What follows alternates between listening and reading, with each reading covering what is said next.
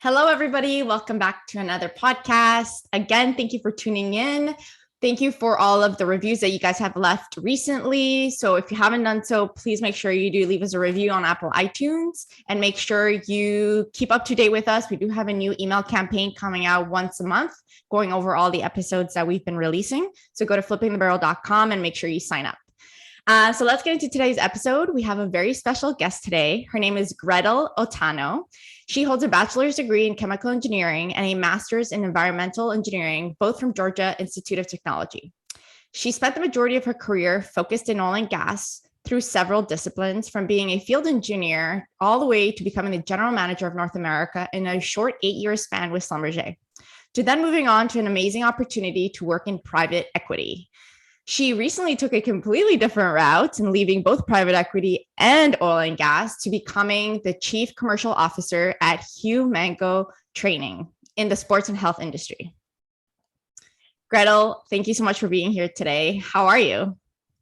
Thank you guys for having me. It's such a pleasure to be with both of you, with you, Jamie and Maciel. You know, I've actually listened to your podcast a few times here in the past couple of years. It's a true honor to be here. So I appreciate you having me.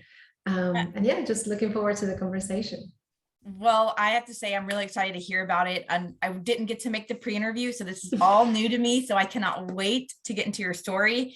And I think what's really interesting, and let's start from the beginning. You know, you were born in Cuba. You had a simple, carefree childhood, not many worries, living on a small island, loving life. Both your parents worked. You had a younger sister.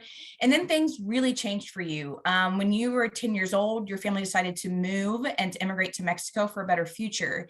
And this was really the first time that you remember being thrown into a really challenging, atmosphere in an uncomfortable situation at a pretty young age. Can you share with us that experience and how that shaped you into who you are today? Yeah, I'd love to. So my childhood was amazing. I think that anyone would agree that climbing on your grandfather's shoulders to pick up mangoes and guavas from a tree, it's pretty amazing. And that's what it was like. That's really the image that I have of Cuba. So, when you're 10 years old, when you're a child, it's you have the space to grow and explore. So it was pretty remarkable.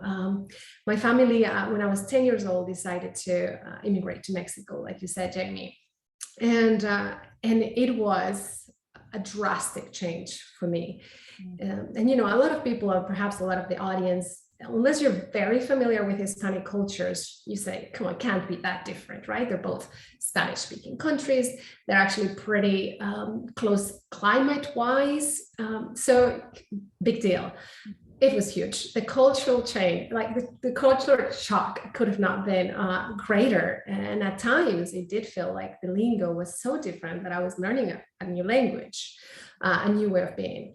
Obviously the communism part of things versus capitalist. I mean, you see a lot of differences, right? Everybody wearing the same thing and people starting to wear brands when you become a teenager and so on. So there was a lot of learnings along the way, but the most important thing, and looking back, what I got from that experience, it's so unbelievable, a gift, really. And it's not just the gift that my parents thought that they were giving us, to me and my sister, a better future, more opportunities. That's pretty obvious, right? This is the one that most immigrant families go for, and that's why they take this huge risk.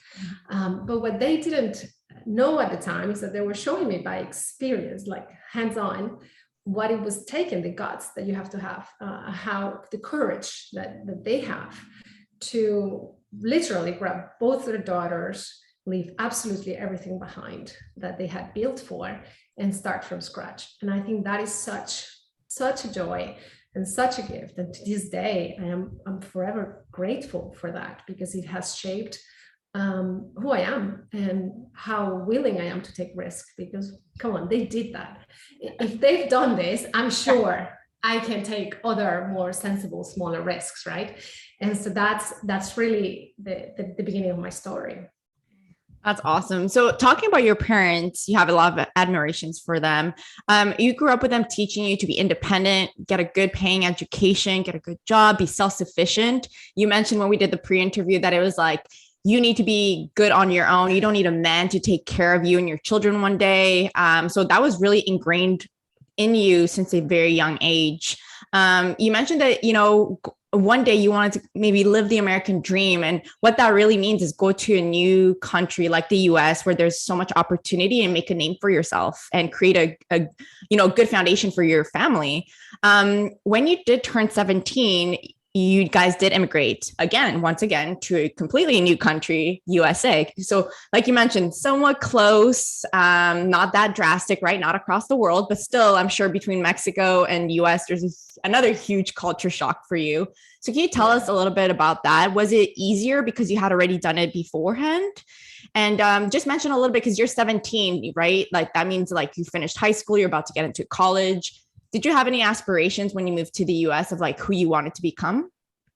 Yeah, that's a great question. And so the aspiration part of it really comes, and this is again back to my parents, is the dream at that point and the aspiration was to be whoever I wanted to be.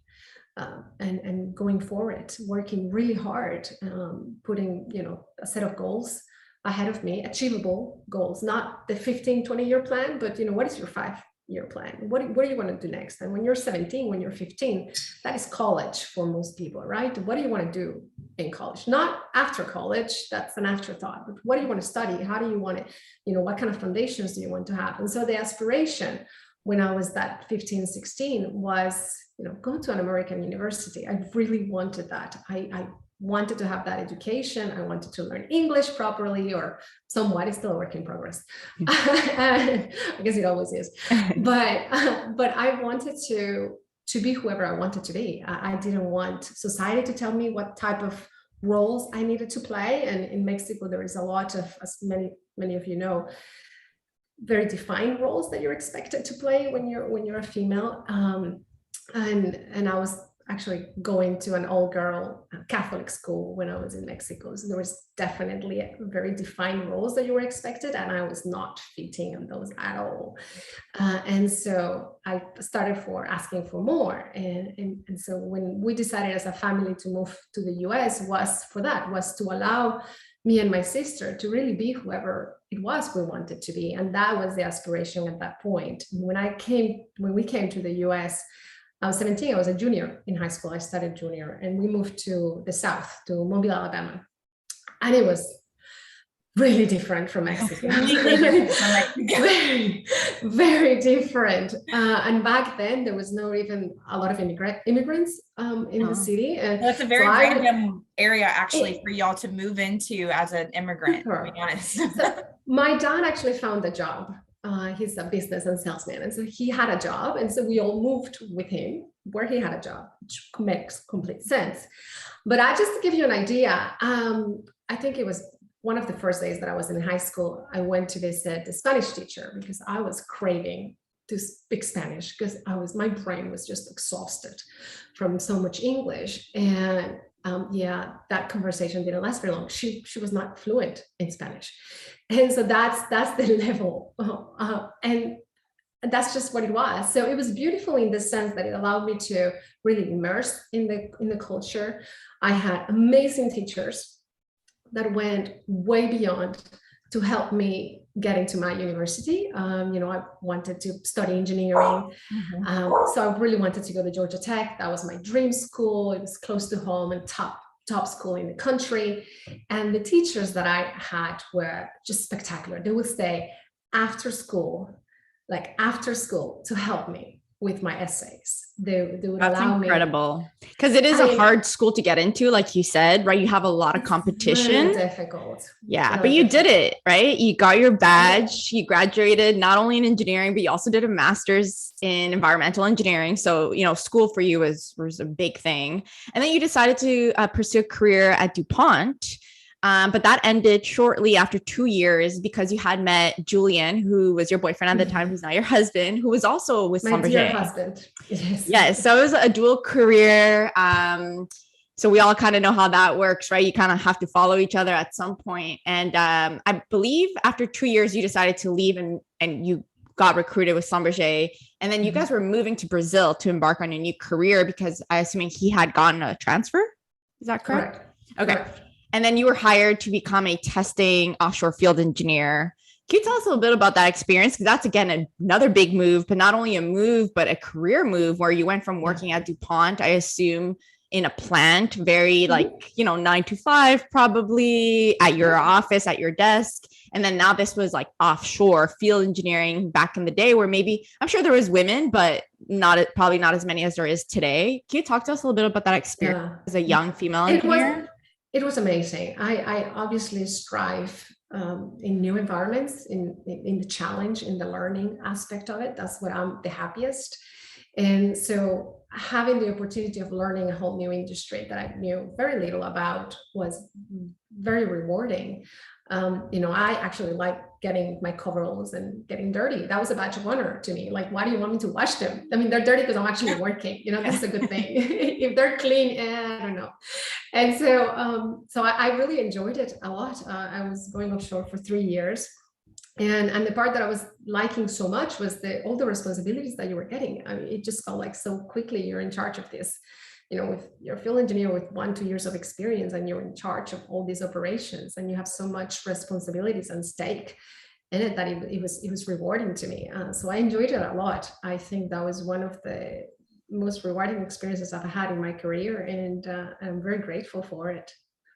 What's really amazing is the next step in your career after this. So when you got out of the field, you went into a non-traditional role that really, you didn't feel like you were really qualified.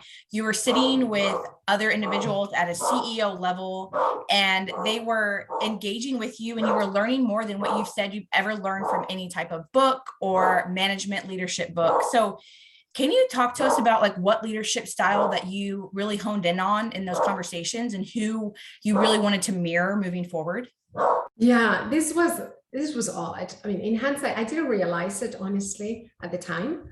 But looking back, what an opportunity I had, honestly, to right after the field being in this position where I was surrounded by C-level executives of Schlumberger and being able to really be a fly on the wall, so to speak, and see how they were interacting and how the language, what language they were using, how they were influencing each other, what kind of assertiveness, and so there was it was really a wonderful school. And I can think of a couple of scenarios or examples in my head where you would have the chief, right, in that meeting. And everybody is just like agreeing, but perhaps he has a style that is not my own personal style, a bit more directive and do this or that, and this is my way or the highway sort. And I think we probably all have been in this type of meetings. And so I'm looking at this, and this is the boss in the meeting. And so I'm as a young engineer, I'm like, oh, so that's what I need to be. I need to be like this person, right? And so you start getting this, but then what happens is interesting. Once this person leaves, and because I'm just really nobody, people start talking as if I'm not there. And then you realize that no one is really following it, and no one really agrees. Mm-hmm. And there's not that respect. And there's a lot of mechanics, right, going behind the scenes that you're like, oh, never mind, like scratch that. Like, note to self, do not be like that person. Do not, because that's not what you want. Yeah. And so it taught me really early on about your personal brand and who do you want to be and what do you want to leave behind is really what people say of you when you're not in the room. Mm-hmm. And so early on, really, really early on, I mean, I was, grade 11, grade 12 in my career, 4 years in Schlumberger. I learned, it's not about what you say and that people are doing what you're telling them to do. Mm-hmm. It's about, are they really with you? Are you allowing a space for openness and for communication and for people to disagree with you? And so that's what I try. I strive, and I'm not excellent at it all the time. I don't claim to be. This is really a work in progress, but listening is really important, and building that trust so that people, your team, your colleagues, or people that report to you are comfortable telling you, you know what, I don't think this is a good idea. I don't think you're on the right path. And if you listen, you can actually get so much value from those conversations, and then build trust. And so those are the key things that I learned from this experience. And you can hear and you can read a lot about it. Mm-hmm. But when you're in the room and you experience it and you're like, oh my God, no, I want to know, but never mind, scratch that. I cannot be like that person, because look what they're saying. That's not That's not who I Mhm. want to be. And so that's very unique.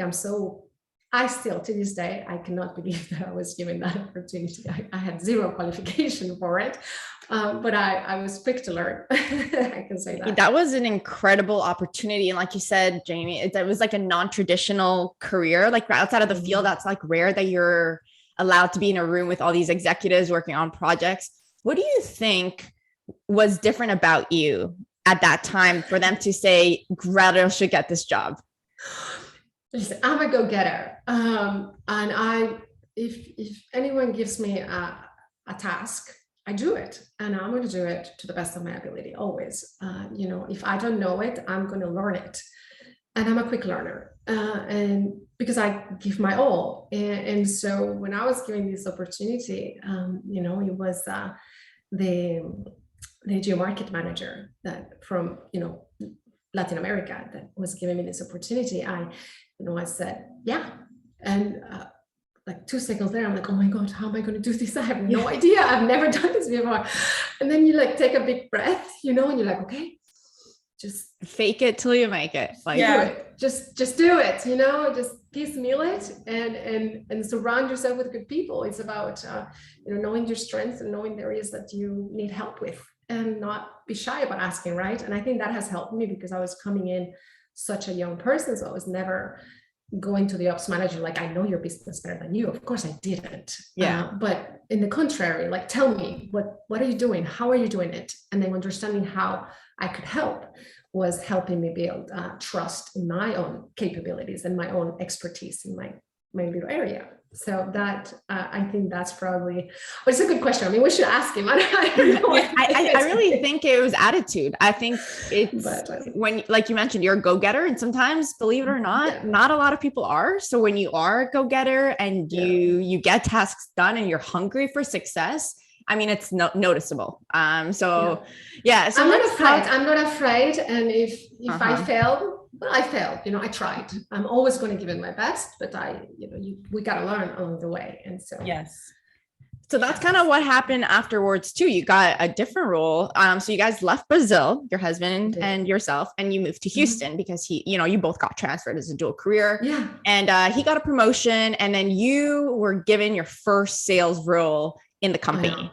And you mentioned that that's not something that you necessarily thought you would be good at, but as usual, you just said, yes, let's do it. You don't really question it. You'll figure it out later. But after a few years, you actually excelled at sales and you became the sales manager. But while you were the sales manager, obviously you're tied up to a lot of, probably service quality issues or just different things in general. And you were like, there's a lot of things on the operating side that I want to fix.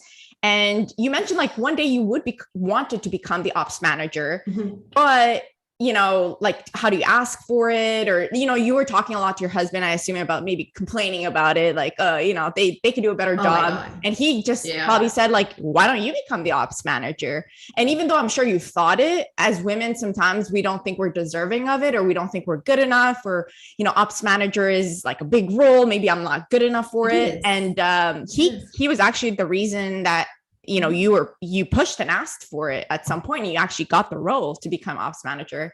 So what advice do you have for a lot of people who may be feeling like this, especially women who see a role, they think they would do a great job at it, but they'll never speak up? Yeah, this is a topic very close to my heart, and I know it's for you both too. I've read a lot of books about this, and this is the type where it's our own biases, right? We're women, we are raised, and I'm coming from a Hispanic, very traditional family. Although, there was still a lot of independence talk and go engineering. So I'm sure there's other people that were raised even more traditional than I was. There's still certain roles and attributes that are seen positive, right? So that to be quiet and smiley, it's good. It's a nice little girl. And if you speak too much, it's it's just kind of bossy, And so this is ingrained since we're very, very, very little, right? And I have a daughter now. She's 1, and she has my spirit, and I already see people saying things, and I'm like, no, she's not that. We cannot use those words. And so, we're changing little by little, right, in our society. But that was not the case when we were being raised. And I know I can hear in your voice, Michelle, that you're also in sales, and so you're kind of relating to this a little bit. And I think that for me, and the biggest advice that I would give to anyone is support team. Is you have to have a really good network of friends, of family, of people that know you, that know your strengths and know your areas of improvement, because we all have those as well. And because the challenge that I see and what we don't want to be doing is we don't want to be raising our hands if it's really not a good fit for us. Or if it's, we cannot think, not everybody has the same career. Actually, everyone's career should be different. And so if we all have the same, oh, I need to be this, and this is the title, and we all raise our hands, some people are actually going to be quite miserable in those type of roles because that's not their forte. And so I think that the most important thing is to surround yourself with people that are going to give it to you straight, and that's it. And they're still going to be they're still going to be your people. And to me, my husband has played, such a key role in my career, because he's really like my everything, but definitely my career coach. And I listen to him, because when he tells me something, he knows me really well, and he knows what I'm capable of doing and what I'm not capable of doing. And so when he tells me you should ask for it, I typically go, oh, you're crazy. And then I think about it and I'm like, oh, maybe he's right. Yeah. And it takes me a little bit of time, of course. I mean, like anyone would, to digest, and courage, a lot of courage. That's when my parents come in to be like, okay, sweaty palms and everything, I'm going to ask for it. Because at the end, what do I have to lose? If they say no, at least I asked, and we'll see. And so this was the first time that I asked for a job. I've never really asked for a job before. And I remember having the conversation and being so nervous. I don't think I've ever been so nervous in my life. And when, they say, they just heard me, the VP just heard me out, and within like 2 days, he gave me the job. I couldn't believe it. I was like, well, this is how it works. You just get to ask and people give. I was like, oh my God, who knew, right?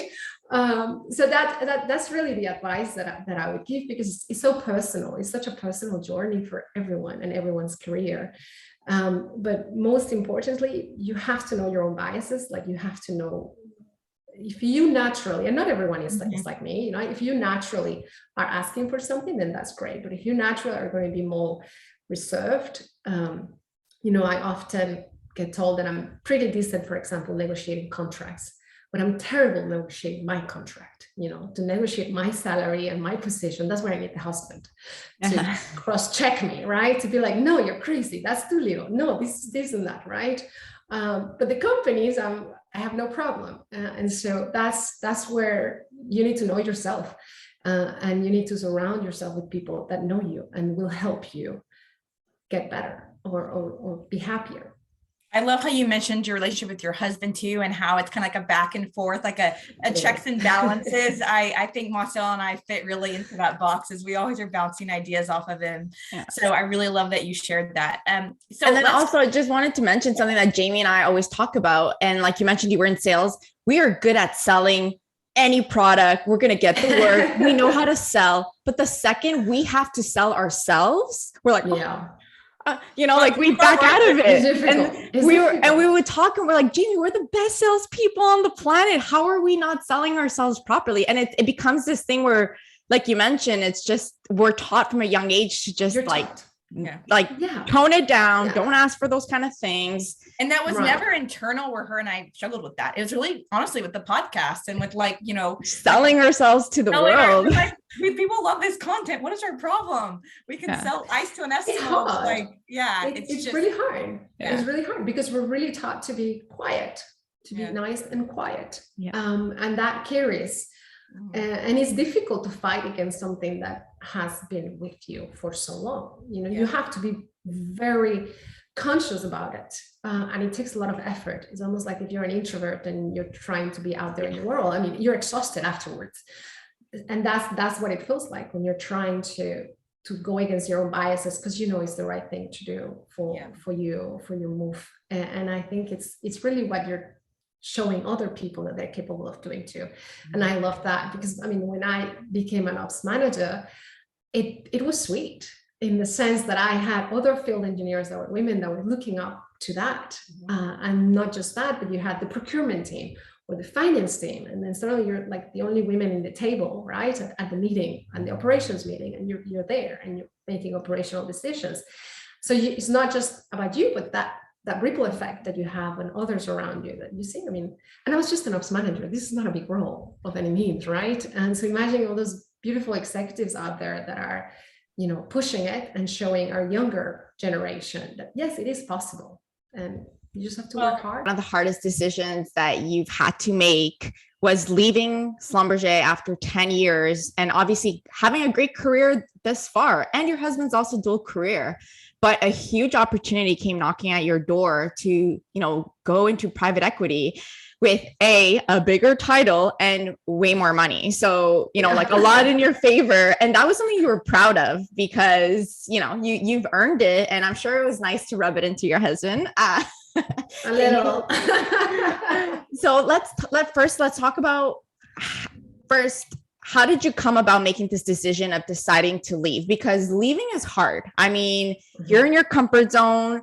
Also, you can see a lot of opportunity like, okay, well, if I stay another 5 years, I'm going to be the VP of this. And you had a good track record. So it's not like you couldn't see that future there. So that took a lot of risk to go into private equity, something that you didn't know anything about. And so talk to us about how you made that decision, but also how your husband actually pushed you and helped you to make this decision. Yeah. To this day, it's so difficult to make that decision. I love Schlumberger to this day. I think it's a wonderful company and it gave me amazing opportunities. And yeah, I saw myself being the VP one day. But it was pretty obvious that I was in that path, right? I think the opportunities were given to me and, we had conversations and I knew I was on the right path. So I didn't leave for lack of opportunities or because I was not happy. In the contrary, I was not looking. I didn't even have a resume ready. It literally came knocking on my door. I didn't know what private equity was. I actually had to Google it. I'm serious. And this is like in a podcast, you guys, now it's out there. But I had to Google it. I was like, what is private equity? And I started learning about it. Again, I don't know anything. So I go deep, right? I start reading, I start learning, and I'm like, well, this is so interesting.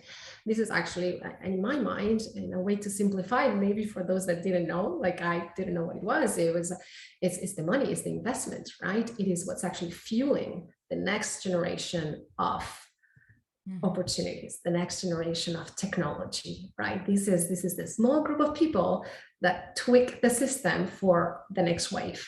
And I thought, oh my God, this is so interesting. This is so cool. And so I had to do it. Knowing myself, I had to go for the uncertainty. I had to go for the challenge. I'm really weird in that sense. I like to be outside of my comfort zone because that's when I'm the sharpest. That's when my brain works the best, when I actually know that I don't know. Because I'm obviously learning and trying to figure things out along the way. And so I took it and it made sense because it was, I never felt like I was leaving the industry. I get asked this question often now. And at that time, I didn't think of it. This was a private equity that was actually focused exclusively in OFS at the time. So I was not leaving the industry. I was still going to work in OFS, but just on a different side of it, right? On the financial private equity and VC side of it. And so I had to do it. My husband was the one that, as you can only imagine, was like, yes, you can do it. And I'm like, I don't know anything about this. I mean, investor relations. I'm like, I've never even met an investor. Like, what in the world? How am I supposed to do this when I have no qualifications to do it? So this is like, as you can see, it's a common theme in my career. Everything that you jump into, you're like, never done it before. Never done it before. I'm going to do it. And the way that I manage, the title was nicer. It was nice to be making more money than my husband at the time. That was pretty sweet. But the way that I've managed is that at that point, we already had our son. Our son was already born. And it was to de-risk, sort of, if we're talking about financial terms. And so, what's the worst that can happen? I hate it. I get fired. I quit. I lose my job. That's really the worst. Like what could be more worse than that? And so, well, my husband could sustain financially the family. So if my income was not coming, then that's okay. So I had, I had that covered. Well, if I don't like it, I can always go back to Schlumberger. I mean, they like me and I love them. So that's there. So what do I have to lose? Nothing, right? I could try it. I could try it out and see what happens. And I always have a plan B. And so by making myself those plan Bs and running those scenarios of really what is the worst thing in the world that could happen, and knowing that I had a fallback plan, made it so much more just easy to do, because I knew, well, even if the worst thing happened, I'm going to be okay. My family is going to be okay. Because obviously, I mean, we have responsibilities with our family and so forth. And so that's how I convince myself that I'm not as crazy as I really am crazy. so I jumped in that cold water and absolutely loved it. I mean, I found a passion for startups and entrepreneurship that it's always been in me. I didn't know what it was. I didn't know that that's how companies were being built. I didn't know how agile and how much innovation you could bring into the world. And it all starts with a small team of founders, and that just fascinated me. And so, yeah, it's really by trying something. I didn't even know what it was, but allowing myself to try it out and explore it, and then finding that's really where my passion is. So you mentioned your passion a few times here and when you moved over to the private equity space, and, you worked for Schlumberger for 10 years, you grew up in a small town in Cuba, moving when you were 10 years old, looking back through your history and your career, a lot of people struggle with, like, how do I find my passion? Like, what do I really want to do? When did it click for you? Like, was there a moment where you're like, okay, I've done ops, I've done sales, I've traveled the world, like, okay, this private equity, this is it. Like, what was that moment or that inspiring moment where you're like, you know what, this is the path I need to be on? Yeah, I was actually pregnant with my daughter. So it was during the COVID time, that summer of 2020. I took a sabbatical year. It was not sabbatical in the sense that I was going out to meditate in Tibet, but I was doing a lot of sort of self-reflection. Although that would have been nice now thinking about it, but it was a lot of self-reflection. And being pregnant with my daughter, they just gave me a whole different vision. What do I really want to do with my life? Like, what do I want to leave to my children? Like, it's not just about money, and we know it, right? It's not. Money is important and it needs to cover the basic needs. There's no question. But at some point, I mean, making a little more doesn't really change much, right? And so I started putting two and two together in that time where, what I wanted, and I started my own company, a consultancy, and what I wanted was to help entrepreneurs succeed and grow the positive impact to the world, right? I wanted to be part of that. I want to be a little help in making this a better place. And I have experience in operations, in sales, in private equity, and in all of different buckets that a startup company, an entrepreneur needs. And so that's where I hone my skills. But it did take, a pregnancy and COVID and a few months of just slow down, because I was really busy. So slow down and just self-reflect. Just listen to your own body and what do you want to do with your life, type of thing. I really admire that. I think everybody needs a sabbatical at some point. Because I think we all go through life trying to figure out what that is, what that passion is, and what our why is. And we want to find it, but we're so busy with the day-to-day and not necessarily like fulfilled or happy. And then we just never, like, we're always chasing, like you mentioned, like either a title or a position, but like things that at the end of the day aren't even making us happy. So definitely struggle with that myself. So would love to take a sabbatical at some point and figure it out, hopefully in Tibet, doing yoga. Let's do it. Let's do some yoga. Yeah. Well, motherhood does change a lot, and having kids really does make you like, what is my purpose? What is my why? So thank you for sharing that. And on the last question that we have for you is, tell us about Humango. It's a startup. It's in the health and fitness industry. It's exciting. You are you're part of a startup now. So tell us a little bit about that. How did you get into that? And what does the future look like for you? I'm living the dream. I'm living That's my awesome. dream. So, what happened was, as you know, as part of my company, I was working with a few startups, and I started working with Humango while I was still in my maternity leave. My daughter had already been born at that point, but I still had her in the house. A very light touch, you know. My maternity leave is just a few calls a day, not too many. And so I was doing that, and just fell in love with the mission. Knew the founder, had met him a couple of years prior, admire him. He's very good leader, wonderful human being, smart person, actually the ex-CIO of Schlumberger. And Oh, wow. yeah, I know. And We didn't know that. Cool. there you go. and loved the mission of the company. Aligned so much with my mission that I you know, when you're offered to join him as the partner, I had to do it. I had to try it. And I thought, it's if I want to help other companies, other startups, then what better way of doing it than being in one and being part of a startup team myself. And so that was the driver. And for me, I'll tell you a little bit about Humango. Is, you know, I come from a very active family. Like, my mother has done 10 marathons. My sister, like 3 or 5. I can't even remember. Wow. I don't think they can count how many halves they've done. My husband is an Ironman, an avid cyclist. It just fit in. Yeah, that's so cool. We're very active, right? I've done the MS 150, a couple of 5Ks. And so what happened was that, you know, if I think about the first time that I did a 5K, like 10 years ago, and, you know, the 10K that I just did recently here last year, there's no much that has changed on training plans. I mean, you still get the very basic, we call them static, generic plans. Yet technology has changed. There is a lot of data that's available. There, you know, everybody's wearing wearable devices this day, whether it's an Apple Watch or Fitbit or, you know, Garmin or even an Oura Ring, right? And no one is really doing anything with this technology unless you are an elite pro athlete with a serious team of coaches looking at data and adjusting your plan accordingly based on the data. No one is really looking at this, right?